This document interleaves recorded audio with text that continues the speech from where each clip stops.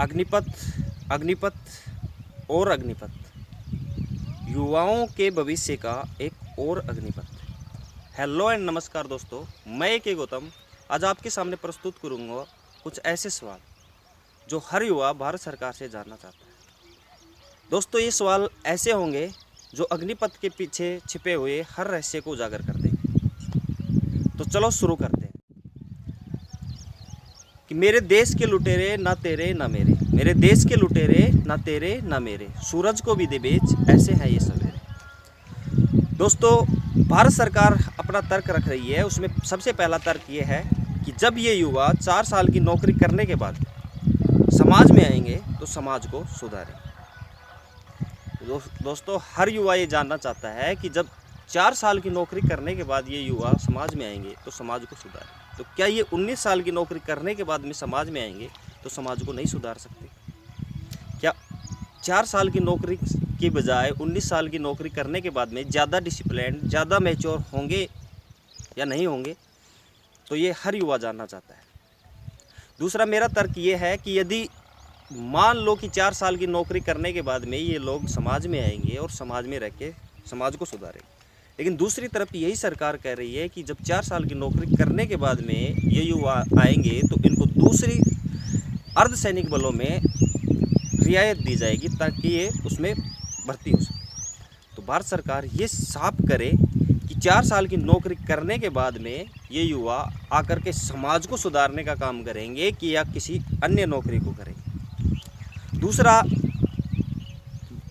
भारत सरकार के एक मंत्री जो हमारे जयपुर ग्रामीण से सांसद हैं, श्री राज्यवर्धन सिंह राठौड़ जी ने कहा कि ये इसलिए किया जा रहा है कि अब से जितनी भर्तियां हो रही हैं उनसे 3 गुना युवाओं को मौका मिले। जबकि यहाँ साफ किया हुआ है कि 46,000 इस साल आएंगी और 50,000 हर साल आती रहेंगी भारतीय सेना की नौकरी। जबकि अब से यदि 2 साल को निकाल दिया जाए जिनमें भर्तियां हुई नहीं, उनको छोड़ के बाकी सब सालों का यदि एवरेज भी लगाया जाए तो हर साल लगभग 1 लाख के लगभग नौकरियां निकाली जाती हैं भारतीय सेना में। जबकि आगे 46,000 या 50,000 निकाली जाएंगी। तो ये 46,000 या 50,000 1 लाख के 3 गुना कैसे हो सकती है? ये हर युवा जानना चाहता है भारत सरकार से। तीसरा,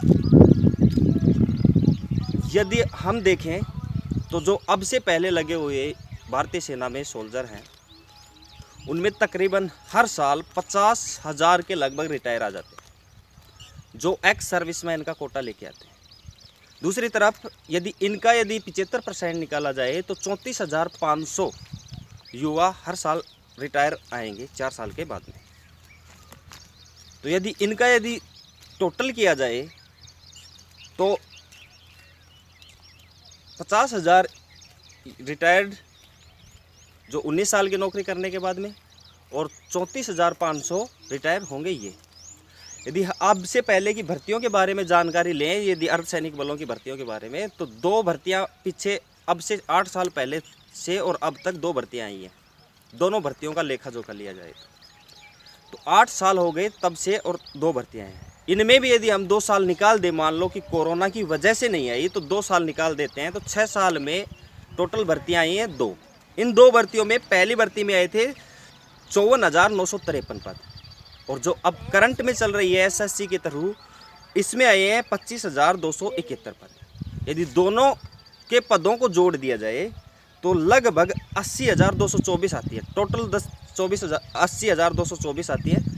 यदि ओवरऑल लगाया जाए कि 80,000 भर्तियाँ आई हैं, अब 80,000 भर्तियाँ 6 साल के अंदर आई हैं। 6 साल में 50,000 के हिसाब से जो ये युवा रिटायर होंगे, मतलब 19 साल की नौकरी करने के बाद में जो रिटायर होके आएंगे उनका होता है 3 लाख।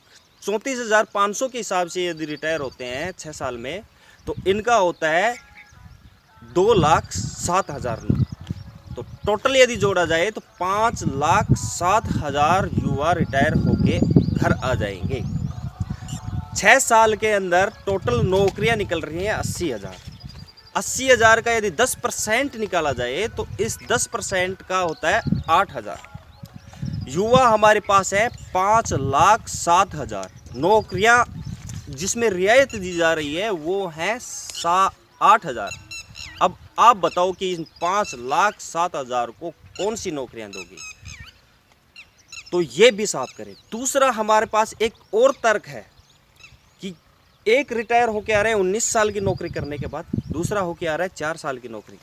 तो इनमें किसको वरीयता दी जाएगी? नौकरी में किसको प्राथमिकता दी जाएगी नौकरी में भर्ती होने के लिए? तो ये भी साफ करें, और ये हर देश का हर युवा जानना चाहता है।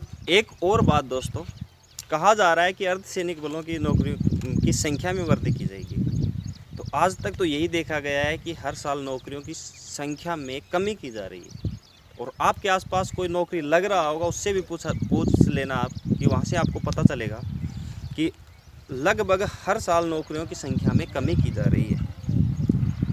तो नौकरियों की संख्या बढ़ाने का तो मेरे हिसाब से सवाल है ही नहीं, और बढ़ाएंगे तो भी कितना बढ़ा देंगे? 5,07,000 को नौकरियां कैसे देंगे? उसके साथ में और भी सिविल सिटीजन भी नौकरियां कहां से देंगे?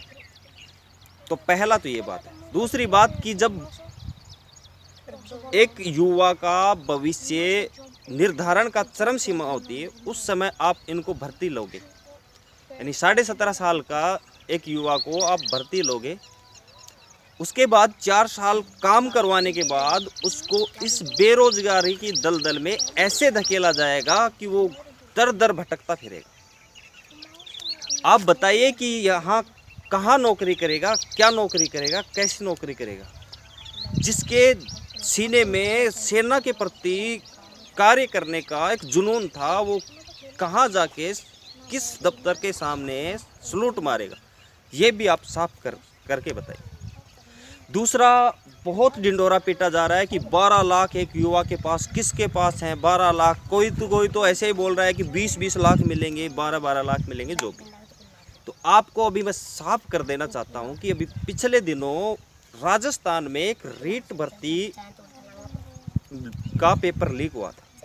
वहाँ बहुत से युवाओं ने 20-20 लाख देके, मैं जो पकड़े गए हैं, जहाँ से कुछ समाचार पत्रों के हिसाब से देख करके उनके आधार पर बता रहा हूँ कि कुछ लोग 20-20 लाख रुपए दे करके और तब पेपर खरीदा था। किसी ने 12-12 लाख रुपए दे के पेपर खरीदा। तो आप बताओ कि जब 12 लाख रुपए दे के और एक पेपर खरीद के नौकरी में लगने के लिए रुपए दे सकते हैं, तो आप उन 12 लाख का क्या मायना है हमारे देश के युवाओं को? दोस्तों, रुपये कोई मायना नहीं रखते। यहाँ देश सेवा और आर्मी के प्रति जो जुनून है वो है। तो आप जो ये 12 लाख का ढिंडोरा पीट रहे हो, इसको पीटने को रहने दें। आखिरी में मैं देश के युवाओं से यही अपील करूँगा कि देखिए, हिंसा किसी भी मसले का हल नहीं होती है। किसी भी राष्ट्रीय संपत्ति को नुकसान पहुंचाना वो हमारे देश को नुकसान पहुंचाने के बराबर है, और ये इसका हर्जाना हमें ही चुकाना पड़ेगा। इस महंगाई से समझ लो, चाहे टैक्स के थ्रू समझ लो। वो कहते हैं ना कि अपनी देसी भाषा में कहावत होती है कि छांद जलेगी तो मुँह से थोड़ी चैन पाएंगे, यानी चूहे, यदि छान जलती है तो चूहे भी चैन नहीं पाते। इसी तरह देश की संपत्ति को नुकसान पहुंचाना अपने आप को ही नुकसान पहुंचाने के बराबर है। इसलिए देश की संपत्ति को नुकसान न पहुंचाएं, ना ही किसी सार्वजनिक चीज़ को पहुंचाएं, ना किसी निजी चीज़ को पहुंचाएं। ये किसी भी मसले का हल नहीं है। यदि आपको धरना प्रदर्शन करना है, जो भी करना है, वो एक संवैधानिक तरीके से करें। दूसरा, जिनका पेपर अभी तक हुआ नहीं है, उनके लिए भी न्यायिक प्रक्रिया है, न्यायालय है, वहाँ जाएं। बहुत से लोग आपका सपोर्ट कर रहे हैं, वो आपको साथ दे रहे हैं, वहाँ जाके आपको न्याय दिलाएंगे। इसलिए किसी भी ऐसे काम को न करें जिससे आपका कानून हाथ में लें और आप अपने ऊपर कोई केस लगवा लें, जिससे आपकी आगे की नौकरी खतरे में पड़ जाए। तो मैं देश के सभी युवाओं से यही अपील करता हूँ कि अहिंसात्मक तरीके से अपना आंदोलन करें। हिंसा किसी भी मसले का हल नहीं है। पार्टीबाजी से बचें, किसी भी पार्टी के पक्ष में या किसी भी पार्टी के फेवर में न आए।